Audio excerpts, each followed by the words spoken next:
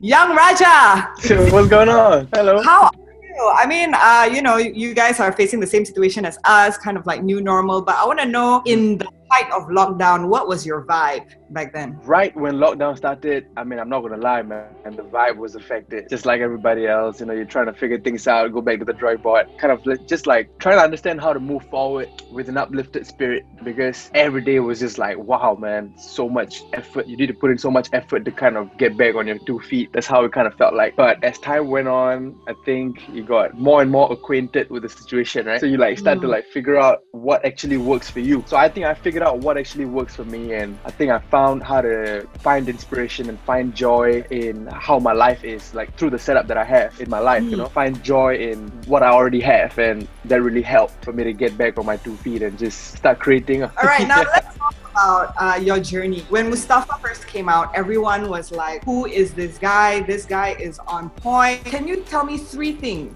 that you learned about yourself from Mustafa till now? Three things I've learned about myself from Mustafa till now. One thing would be I have a certain style that is fundamentally built on the concept of having fun. I took a long time trying to figure out every nook and cranny of my brand, like this young Raja guy. Like to fully grow into the flesh, I needed to understand what kind of sound does this young Raja character make. That was like one of the earliest questions that I had to kind of crack. It was very difficult because with Mustafa and with 16 Baris, everything was like bam, like it's so many things going on. It's very hard to like be introspective, right? I have understood that if it's not fun, it's not me. This is the fundamental understanding about my sound that really helps me create in a way that is like naturally me, The process of creating is a lot more me now, and I find so much joy through that. That's something that I had to figure out through time, Another two things, man. Like another two things could be I think I found my place in my career and in the things that I do in my career simultaneously in my family as well. Like I've always kind of trying to figure out like what place I have in my family. I'm the only son, I'm the last child. Am I still a kid? Have I grown up? Am I ready for big responsibilities? My role in my family has been kind of fleshed out as well at the same time while my career is feeling like it's being fleshed out. So there's another thing that I've went through from Mustafa till now. And also another thing would be I feel like I've come to a great place of synergy with my team. Like I have some of the best guys, like best folks around me checking up on me and like working with me on a day-to-day. First 2 years was like, okay, so how do we do this music industry thing again? Also, that's how we do it. Okay, it was like very much like learn as you go, make mistakes and pick yourself up. But now it's like I know how this works. My team, let's go. Like, what do you guys need? I'm here. It's like the synergy is like you can feel it every day, and the kind of fulfillment that brings is super amazing. So sound, family, and team. These three things. You mentioned that you have people around you who you really trust, your team, the synergy is on it right now. And one person you always work with from the start is your producer. Flight School, that's my man. What happens in the studio? Like, put us there.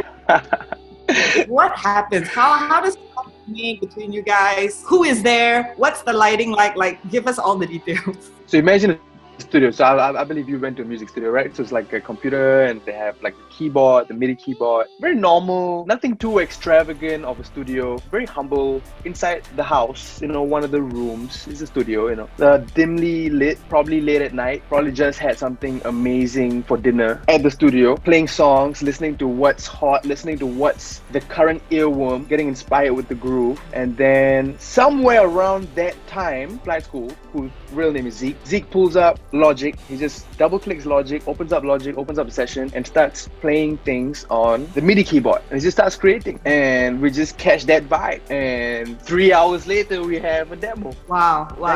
That's the general process. That is the average workflow is like that, but the special ones is going to be like, hey man, we should make a song called Mustafa, bro, let's do that. And then we synergize on the concept, and then something pretty crazy comes out. Now let's talk about dance song. Like the beat itself is crazy. I hear like a toy, like a rubber ducky. Yeah. Can you tell us some, behind the scenes things about the song that, normal people wouldn't maybe pick up from hearing it? The thing about my creative process that I mentioned just now, every time, right, we try to create something, it is a creative exploration of the language That's something that I'm not sure if people know, but every time I get in the studio, I am exploring, like I am trying to explore what can I say in Tamil and put it together with English that I don't think I've heard anybody say before, at least in my circle lah, of Tamil speaking people. What do I consider as like kind of cool and new? So it's an exploration of language, which is one of the most fun part. And every time we have a studio session, it's like, okay, we explore what we can say. Like Puri Gang was an exploration, Mustafa was an exploration, you know, Grind and All, Night Took 'em All, they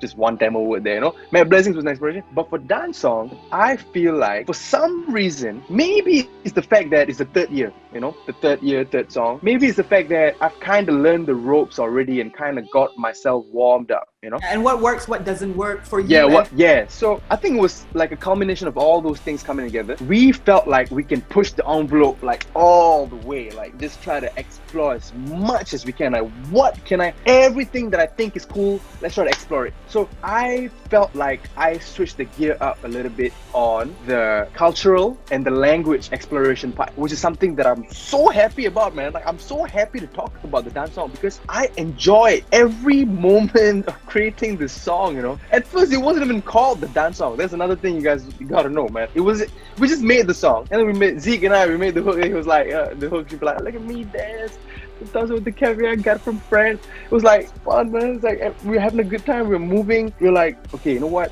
when people listen to this song, they're gonna move, man. They're gonna move for sure. We're gonna put them on their feet. And then we were like, oh my god, we should call it the dance song. And then we both had like a light bulb moment. And it's funny because I'm not a dancer. I'm not. Like if Faris was to put a song called the dance song, it would immediately make sense. Like, okay, yeah, Faris is dancer, it's not a dance song. But my best move is this, you know what I mean? Like I'm totally not a dancer. You know? If I put out a dance song, it's gonna be a major curveball. So it was like funny, like, you know?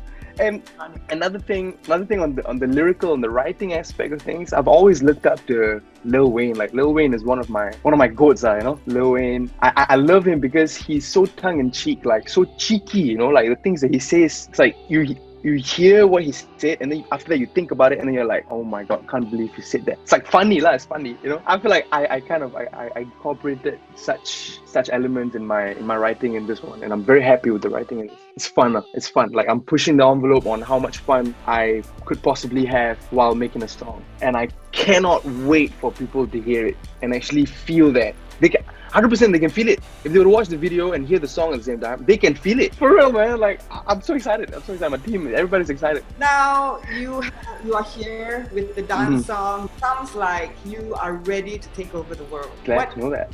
Next, what is the vision for yourself and your career?